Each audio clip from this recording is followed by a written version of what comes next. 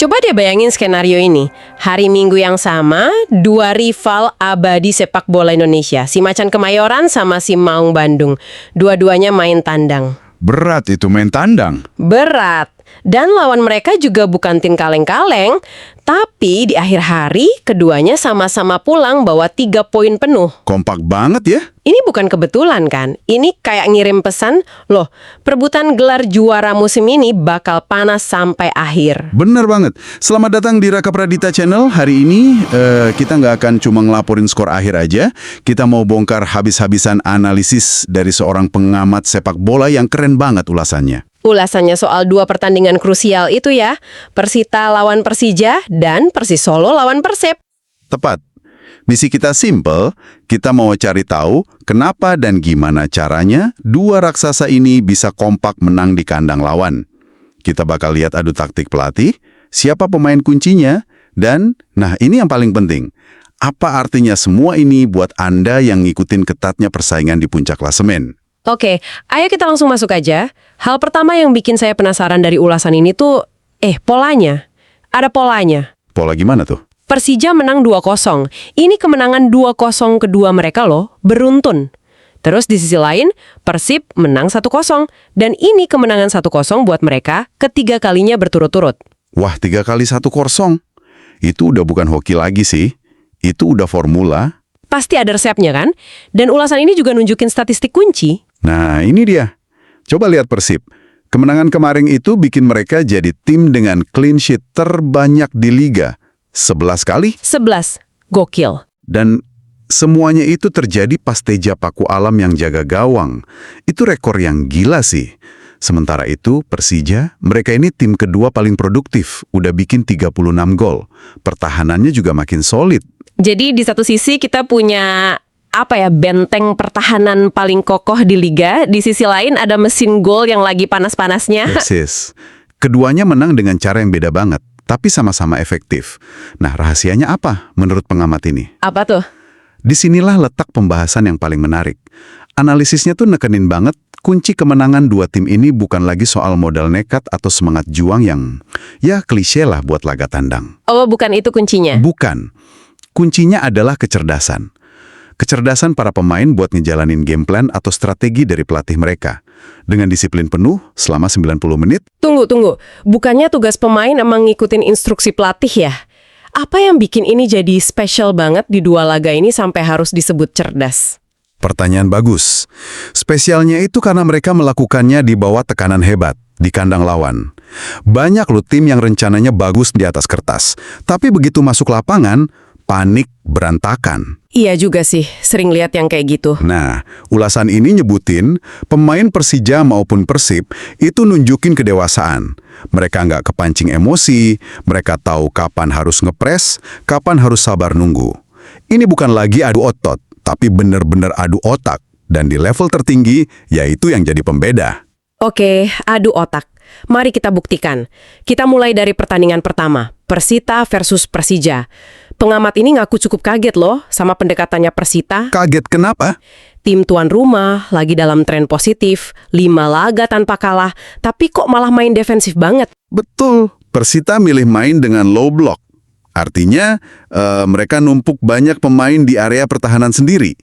Kayak mempersilahkan Persija, ayo serang kami, gitu. Aneh banget kan? Sebagai tuan rumah harusnya mereka yang ngambil inisiatif dong. Malah kayak ngasih kunci permainan ke Persija. Dan Persija, ya tentu aja nggak nolak undangan itu, langsung tancap gas.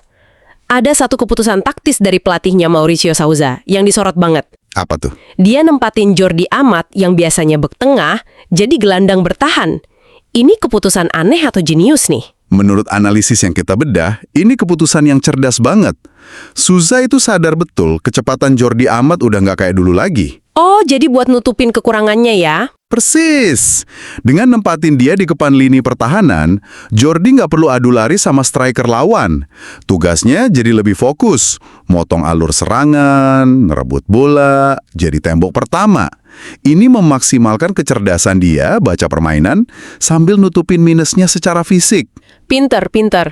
Dan strategi defensifnya Persita tadi akhirnya jadi senjata makan tuan ya? Tepat sekali. Dengan numpuk pemain di belakang, mereka justru ngasih ruang terlalu banyak di depan kotak penalti. Dan disitulah satu pemain benar-benar pesta pora, Maxwell. Nah, dia jadi motor serangan Persija ya. Motor serangan dan terlibat di semua momen bahaya. Coba kita ceritain ulang golnya deh, biar lebih kerasa tegangnya. Gol pertama itu kan awalnya Maxwell dapat ruang kosong di luar kotak penalti. Betul, dia nggak pakai mikir, langsung lepasin tendangan roket. Kiper Persita berhasil nepis, tapi bolanya liar. Bola muntah ya. Dan disitulah, entah dari mana, Gustavo Almeida muncul kayak hantu buat nyamber bola dan gol. Kejelian seorang striker sejati. Wow, dan Maxwell ini nggak berhenti di situ. Gol kedua katanya contoh serangan balik yang sempurna. Sempurna. Pengamat ini muji banget prosesnya. Semua dimulai dari pemain muda, Aditya Warman, yang cerdik banget ngerebut bola terus langsung ngalirin ke depan. Cepet banget transisinya. Cepet banget. Bola ngampe ke Alano, yang kemudian ngeliat lari Maxwell ngesuk ke kotak penalti. Dengan satu umpan terobosan yang, ngebelah pertahanan, bola disodorin ke Maxwell. Dan finishingnya? Dingin banget, cuma placing ke pojok gawang. Tenang sekali penyelesaiannya. Jadi Maxwell ini MVP-nya Persija di laga itu ya. Dia ada di mana-mana. Satu tendangan keras yang jadi awal gol, satu lagi dia cetak sendiri. Dan yang lebih penting dari performa Maxwell, ulasan ini nunjukin kekuatan baru Persija, kedalaman skuad. Oh, pemain penggantinya juga bagus ya. Banget. Masuknya pemain kayak Shen Patinama sama Aliudin di babak kedua, itu ngasih energi baru. Ini kemewahan yang gak dipunya Persija di putaran pertama. Sekarang mereka punya banyak senjata di bangku cadangan. Ini yang bikin mereka jadi ancaman yang jauh lebih menakutkan. Oke, jadi Persija menang meyakinkan dengan gaya nyerang. Nah, ini yang menarik. Karena di waktu yang sama di Solo, rivalnya, Persib, justru menang dengan cara yang 180 derajat berbeda. Ulasannya nyebut strategi Bojan Hodak itu bijak. Haha, bijak. Tapi saya yakin banyak juga yang bilang itu main aman, alias ngebosenin. Gimana ceritanya? Betul. Kebijaksanaan Hodak di sini tuh soal manajemen risiko. Dia tahu Persis Solo itu tim yang lagi terluka, lagi butuh poin buat keluar dari zona degradasi. Tim yang kayak gitu biasanya mainnya nekat ya? Banget. Mainnya bakal semangat membara, nekat, dan sangat dinamis. Kalau Persib kepancing main terbuka, jual beli serangan, resikonya gede banget. Satu kesalahan bisa fatal lewat serangan balik cepat. Jadi Hodak milih buat nggak ikut gila? Sama sekali. Persib mainnya sabar banget, bahkan cenderung lambat. Mereka fokus ngontrol penguasaan bola, bangun serangan pelan-pelan dari lini belakang. Tujuannya apa tuh? Simple, jangan sampai kehilangan bola dengan mudah di area berbahaya. Ini cara pragmatis buat ngeredam semangatnya Persis Solo dan bikin mereka frustrasi. Tapi sebagai penonton, strategi kayak gini kan bikin deg-degan ya. Cuma unggul 1 gol, rasanya nggak aman sama sekali. Nah, itu dilemanya. Tapi dari sudut pandang pelatih kayak Hodak, konsistensi itu segalanya.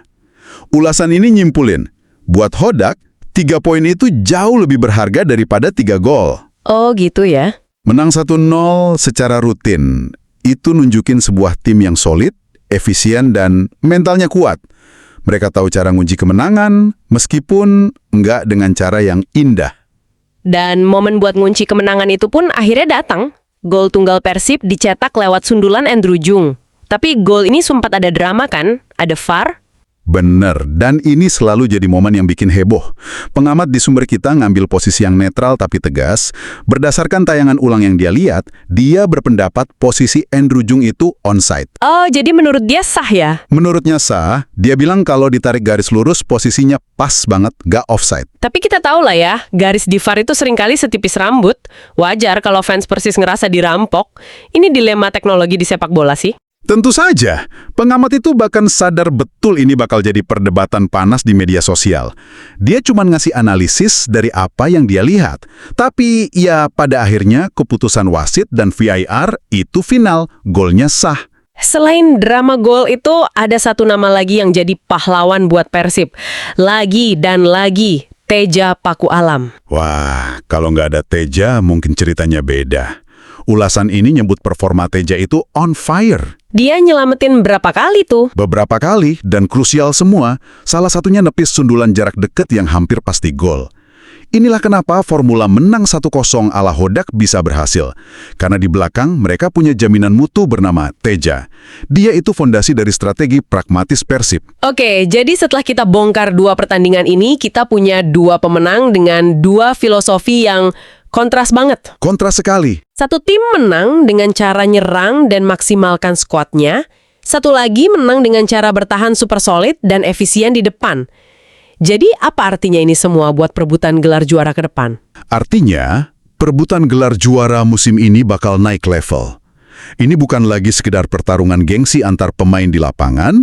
Kalau kita tarik benang merahnya dari analisis ini, persaingan ini udah berevolusi jadi duel pikiran. Adu strategi di pinggir lapangan ya? Tepat. Antara Mauricio Souza di Persija dan Bojan Hodak di Persib. Persija dengan gaya menyerangnya yang punya banyak variasi, dan Persib dengan formula pragmatisnya yang terbukti susah banget dikalahin. Pertarungan gaya yang klasik banget. Persis. Ini nunjukin kalau Liga Indonesia itu makin dewasa secara taktik. Kemenangan gak lagi diraih cuma dengan ngandelin pemain bintang atau semangat kedaerahan, tapi diraih sama tim yang paling terorganisir, paling disiplin, dan paling cerdas. Bener, kayak kata pengamat ini ya, inilah yang bikin sebuah kompetisi jadi bener-bener seru buat diikutin. Lebih dari sekedar ngelihat skor akhir. Kita udah lihat gimana dua kemenangan tandang ini jauh lebih berharga dari sekedar 3 poin. Ini cerminan disiplin, strategi, dan kematangan dua tim yang lagi di puncak permainannya. Betul. Dan analisis yang kita bahas ini kan berulang kali nekenin betapa pentingnya pemain ngikutin instruksi pelatih sebagai kunci kemenangan. Ini jadi munculin satu pertanyaan yang menarik. Buat Anda renungin. Apa tuh? Di era sepak bola modern yang penuh pemain bintang dan ya ego yang besar, mana yang sebenarnya lebih nentuin kesuksesan sebuah tim buat juara? Kejeniusan seorang pelatih yang bisa nyiptain sistem yang solid, atau briliansi 1-2 pemain bintang yang bisa ngubah hasil pertandingan sendirian?